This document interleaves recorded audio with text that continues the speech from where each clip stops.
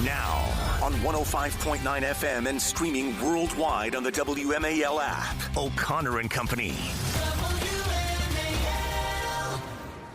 It is 6:07. It's O'Connor and Company. It's Larry O'Connor with Bethany Mandel. It's Thursday. It's, what else is it? Took you a minute there.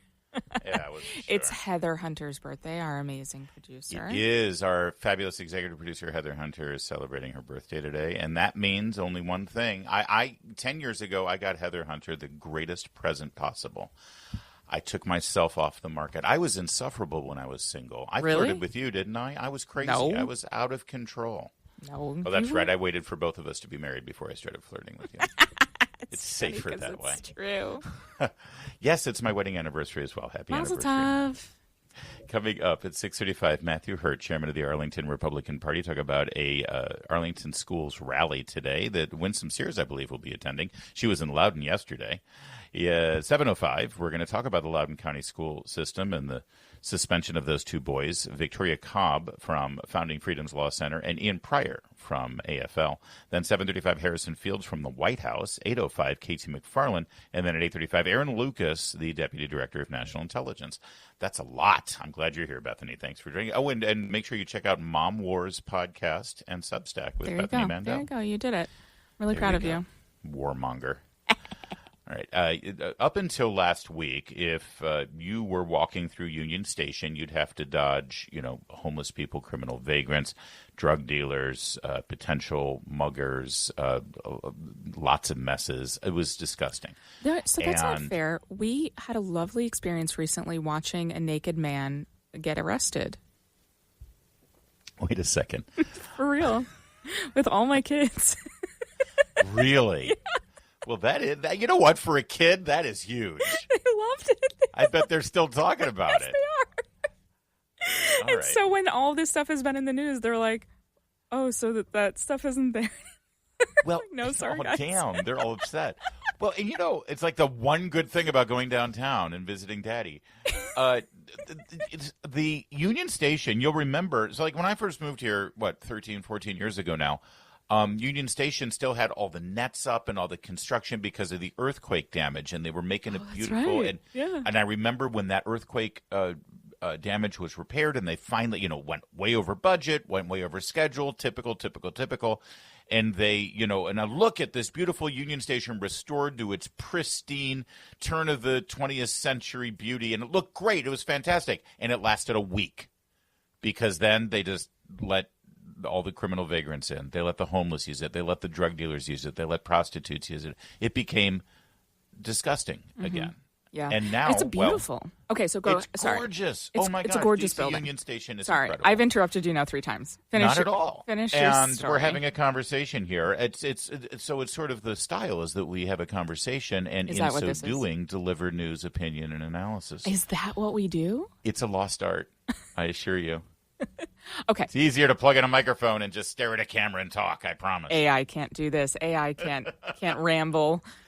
Well, yesterday, after just 9 days now of the Trump administration's exertion of executive control of law enforcement in Washington, D.C., the Vice President, J.D. Vance, and the Secretary of Defense, Pete Hegseth, decided to take a stroll through Union Station to thank the National Guardsmen who have been there helping to clean it up and keep it orderly. And first of all, the place looks pristine. Mm-hmm. It looked, the one great thing about this photo op, and it's a photo op, obviously, shock, politicians engage in photo ops, but the photos were beautiful. The video of Union Station looks amazing, which is part of the point. They're trying to send the message that it's okay to come downtown again. I think that this was a really ballsy move on the part of Hegseth and Vance. Mm-hmm. That's not a friendly crowd. Every time that we have gone, also there are these like tent cities. Reminds me of Occupy Wall Street. Actually, there's all of these tents at Union when you're going outside, mm-hmm. and then they also have like the stickers, smash Zionism and everything. Right. And my kids. Are also time for me to interrupt. It was only a little over a year ago that all of the monuments in front of Union mm-hmm. Station were spray painted. That's right. with all of the anti-Semitic slurs and all of the pro-Hamas propaganda. That's right. So my kids also love yelling at those people. So this crackdown has been very disappointing for my oldest daughter, who is a chip off the old block and who loves yelling at all of these people. MAGA, like she's not a MAGA person, like she's whatever. But it triggers them. Yes, but she walks by, and all of my older 3 kids, whenever we walk by these tent city people who are protesting Trump, they're like, and they try to talk to my kids, like our mom voted for him, and our dad should have voted for him. Are there times when Seth just says, are any of our kids going to take after me? Any of them? He's like, Bethany, do they all have to be these confrontational jerks? And I'm like, yes, they do. They do. So, well, now it's interesting because that's not the scene that Vance and Hegseth saw, but they did get confronted, and they did face off against a danger, but the danger was a bunch of white 30-something entitled government workers. Take a listen to this. You in Nazi? In housing! In climate change! Of my city! Wow, that was really loud. Get out of my city. They scream at the vice president, who literally must by law live here. So I find this infuriating that they weaponize Nazi, by the way. As they're screaming, can you imagine how illiterate you have to be screaming Nazi completely safely at the vice president of the United States? If he was actually a Nazi dictator fascist, you would be arrested. That's right. No, it's funny how nobody screamed like that at actual Nazis because they were Nazis. They acted like Nazis. Well, here's the best thing. Do you know what Hegseth and Vance did at those people? No. They pointed at them and they laughed at them. Love it. And then they kept walking. They didn't, and the staff didn't, act flustered and hurry them through and keep their heads down and try to, because that's the photo op that they want, the protesters. They want that image of weakness. Instead, talk about strength. They kept their head held high. They didn't change their stride. They just kept walking, and they looked over, and they both pointed at them and laughed at them. I mean, this is so.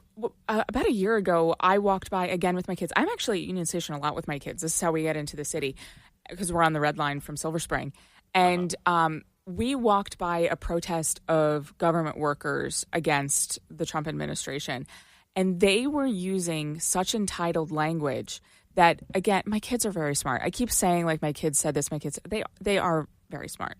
And so my kids said to me, like, why do they think that they're entitled to all of these things? And I'm like, this is part of why President Trump did what he did, huh? Good for you. They're not, this like babyish entitlement is so infuriating, and it backfires on them, and they have no idea. There was another funny moment at Union Station actually yesterday. Okay. One of the Hold your thought. Okay. I want to hear about that. And also I want you all to hear what J.D. Vance said, what Stephen Miller said as well. He was with them, and he had some great stuff. And we're also going to show you some more stats about what's going on with D.C. crime right now. One very important stat. I'll give you a spoiler alert. The answer is 0. 0 in one very important crime statistic since this initiative began. We'll give you those details. WMAL, making sense of the news. For too long, 99% of this city has been terrorized by 1% of this city. And the voices that you hear out there, those crazy communists, they have no roots. They have no connection to the city. They have no families they're raising in this city. They have no one that they're sending to school in this city. They have no jobs in this city. They have no connections to this community at all. But they're the ones who've been advocating for the 1%, the criminals, the killers, the rapists, the drug dealers. And I'm glad they're here today. Because me, Pete, and the Vice President are all going to leave here, and inspired by them, we're going to add thousands more resources to this city to get the criminals and the gang members out of here. We're going to dismantle those networks, and we're going to prove that a city can serve for the law-abiding citizens who live there. We are not going to let the communists destroy a great American city, let alone the nation's capital. And let's just also address another thing. All these demonstrators that you've seen out here in recent days, all of these elderly white hippies, they're not part of the city and never have been. And by the way, most of the citizens who live in Washington, D.C. are black. This is not a city that has had any safety for its black citizens for generations. And President Trump is the one who is fixing that with the support of the Metropolitan Police Department, the support of the National Guard, and our federal law enforcement officers. So we're going to ignore these stupid white hippies that all need to go home and take a nap because they're all over 90 years old, and we're going to get back to the business of protecting the American people and the citizens of Washington, D.C. That's Stephen Miller, Deputy Chief of Staff. I love it when he's a little unplugged. I mean, this is what I voted for. I voted for the bluntness. I voted for the real talk because it's the only way you can deal with these people. When Mitt Romney, I love him. He's really nice. Yes. But when they accused him of all of the binders full of women, and he was like, this is actually what I meant. I'm like, smirking dude, and just shaking your head. Well, you know. You have to fight fire with fire, and that's exactly what the Trump administration is doing. And during the last segment, I was about to say, it's not just Trump administration people. A woman wearing a keffiyeh walked up to a National Guardsman to yell at him, which is also something that all of these obnoxious liberals are doing, is harassing people who are here serving their country. And they didn't get to choose whether they came or not. They're just here. So hold your fire for these people who are serving our country. But she walked up to him and started yelling at him. And he looked at her keffiyeh and he's like, isn't that a little bit of cultural appropriation? And I'm like, I saw that. I love it. I saw that. I love that the cops are sort of smart mouthing back. There was another one where they were yelling at the National Guard. And he yelled back, maybe eat fewer donuts or like maybe eat a salad or something. Right. And there was another that yelled at the cops, you're ruining our city. And the cops said, Democrats already did that. I love it. So let's talk about some of the stats here as Vance and Hegseth sort of demonstrated that Union Station is safe again. You saw the stat that the Washington Post put out saying that a majority of Washingtonians are against what Trump did here. Drew Holden looked at the methodology in that Washington Post poll. Get this, 90% of the respondents said that they thought their neighborhood was excellent or good. Oh, so these are people who live in the clean, safe neighborhoods. Yep. And so no, we don't need this. They didn't pull the people who were dodging bullets every night, Bethany. Yeah, that's exactly right. I remember when liberals used to say, check your privilege. That was their favorite thing to say. Yeah. And progressives have become the party of the elites. And they can't imagine life outside of their elite bubble. And it's why President Trump won. It's why he has so much support. Because while they're living in Northwest and going to their bars in DuPont and everything, things are not great in the rest of the city, and they just don't care. They completely apathetic and blind, willfully so. By the way, one other part of this Washington Post poll, which I think is worth noting, 69% said they strongly oppose Trump taking temporary control of the D.C. police force and engaging federal troops and law enforcement. 69% strongly oppose it. 17% support it. And Jeremy Hughes on X made a really great point about this. Trump got 6% of the vote in D.C., and 17% of D.C. residents now support this move. So in a way, he's tripled his support in the city. That's actually astounding if you think about it. Yeah, no, it really is. And I think that, you know, the talking point that a lot of liberals are using on this is, what about the crime in other cities? I'm like, right. Well, it would be cool if we took care of that too, actually, now that you mention it. Well, but they're not the federal capital. But if you're saying that we should do this, yes, let's make Baltimore next. Absolutely. I'd love Detroit to undergo this. Two other quick observations in this Washington Post poll. Chuck Thies, who is a friend of the program, regular guest, buried in the poll was this question: do you want more police patrolling your neighborhoods? Vast majority of D.C. residents said yes. Would increased police presence in your neighborhoods decrease crime? 63% said yes, that would work. Wow. But they're not saying that, right? They just oppose Trump's moves because it's Trump. One other stat, and it's the most important one. In over a week, there have been 0 homicides in Washington, D.C. What's the average? usually. David Marcus has a great column. Well, we had hit our, I believe we had hit the 100 murder mark already, only, 28 weeks into the year. So that works out to 4 homicides a week, a little 3.5 to 4 homicides in a week. And also this is the middle of summer, right, where violent crime usually goes on the uptick. David Marcus has a great column about this at foxnews.com. But that's the stat that cannot be dodged. It cannot be fudged. It cannot be manipulated. In 1 week since Trump has done this, we have had 0 homicides. That's a good thing.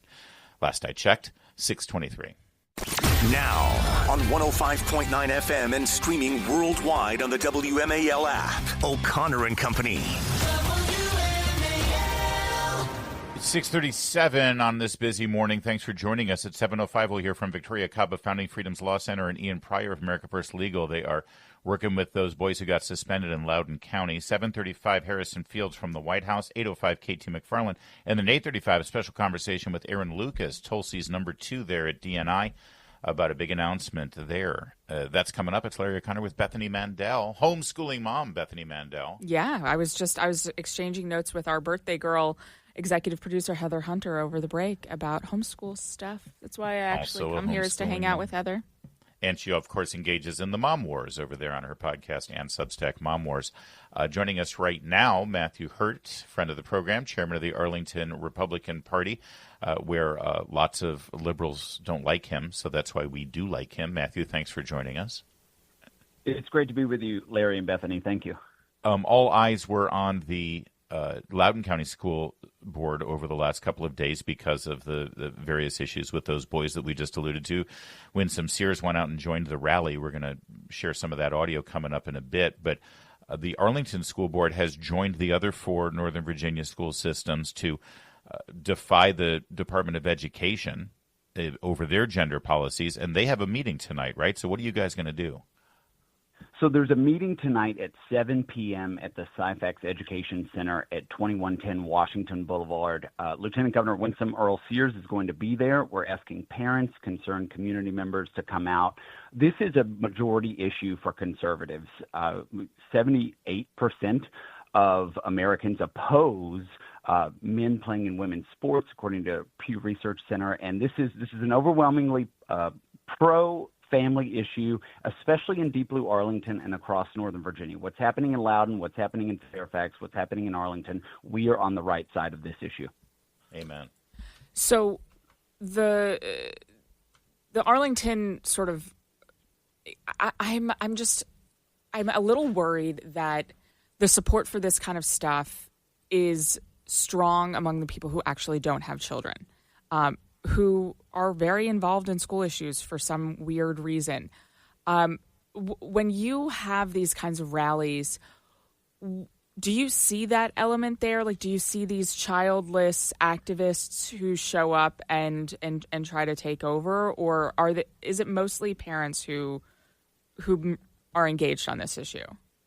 Bethany, this is such a great question. A few months ago, a number of speakers came before the Arlington School Board, and almost all of them who supported this radical policy being pushed by the superintendent, Francisco Duran, were childless professional leftist activists in Arlington. It is absolutely what you've suggested. The moms and dads with kids in the school system, people like Jen McDougall and others whose daughters have been in compromising situations with threatening males in women's bathrooms in Arlington, are overwhelmingly opposed to these policies. And it is so important for moms and dads and community members to come out tonight, because the radical left in Northern Virginia has a protest culture. They'll come out to anything. It takes a lot to get moms and dads off the busy schedule, preparing dinner for the kids, taking kids to soccer, everything else that moms and dads do, to get them actually to come out to this event. And that's why it's so important that they show up tonight. Can I ask just one follow-up question, just because I was a little confused when I was reading about it? So I've seen news reports of males in locker rooms at YMCAs. Is this part of that same conversation of it's not just in school locker rooms, but it's in other, publicly accessible places where women and men, I guess, get changed as well? 30-year sex offender Richard Kenneth Cox, who's in an Arlington County jail right now, spent the better part of last year going into women's bathrooms and locker rooms at high schools and county facilities in both Arlington and Fairfax. And he's sitting in Arlington jail with 20-something charges. Steve Descano in Fairfax, the Commonwealth's attorney, finally pressed charges or levied some charges against him for a crime he allegedly committed in 1988. But yeah, this is happening in both school facilities and county facilities. Just last week where the county fair was, the Thomas Jefferson Center, they had signs that said you can go into the bathroom that where you identify. And this is a dangerous situation for women and girls. Many young women, teens and younger, go into a bathroom and they just want to go to the restroom, and then they might encounter somebody who is in there for nefarious purposes or somebody who doesn't, who is a threat to them. And a 40, 50, 60-year-old man is a threat to a teen girl or younger in a women's bathroom. Yeah, that's for sure. And do you find that some people, you're right, this is a transcendent issue, and usually party affiliation shouldn't play a role here, Matthew. And yet I get a sense that there are some people that just because Trump thinks that these gender policies are bad, they're just supporting the policies just because their knee-jerk reflex reaction is to oppose Republicans.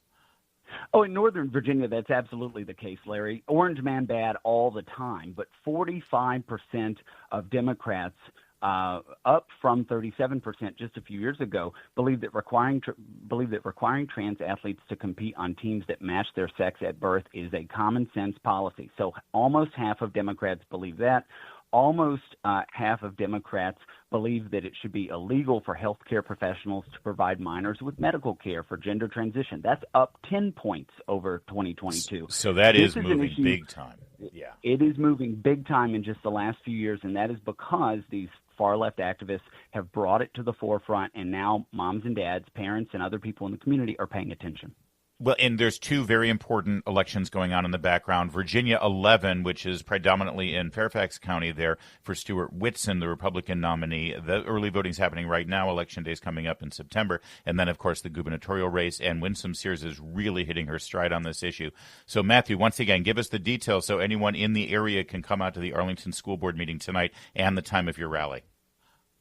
So 2110 Washington Boulevard, the Syphex Education Center. The meeting starts at 7 on the second floor. We're asking activists to come out at 6 p.m. Lieutenant Governor Winsome Earl Sears will be there. Great. Thank you, Matthew. Good job. It's 6:44. Later this morning in the Chris Plante Show, Texas Republicans vote on a redistricting plan. Will the Democrats recreate the Confederate States of America? 9 a.m. on WMAL. All right, we've been alluding to it all morning, and coming up at 7:05, we're going to dive deep into the issue with Victoria Cobb of Founding Freedoms Law Center and Ian Pryor of America First Legal. But let's take you to yesterday afternoon, Loudoun County, a rally on behalf of the two boys who have now been suspended. Their crime? They didn't want a girl in their locker room while they were changing and using the facilities. And Lieutenant Governor Winsome Sears, running for governor, showed up at the rally. Listen. It is time for the insanity to stop. It is time for everyone to recognize what is settled truth. Girls are girls and boys are boys. I cannot believe that we are here today having to talk about these things that everybody understands as plain common sense. Yeah, same here, Madam Lieutenant Governor. We can't believe it either. And even more unbelievable is the fact that Abigail Spanberger still, Bethany, won't say a word about this. The only thing we've heard from her is her vote when she was a congresswoman where she affirmed all these policies. That's an indictment of the journalists who are covering this election. Started.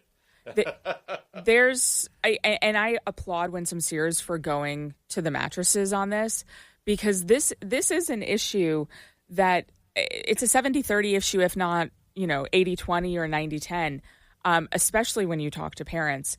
I find it very interesting and applaudable that there are boys coming out saying I'm not comfortable with a girl in my locker room.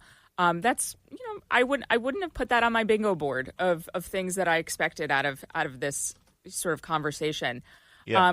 But it is, I mean, her Winsome Sears' talking points are excellent.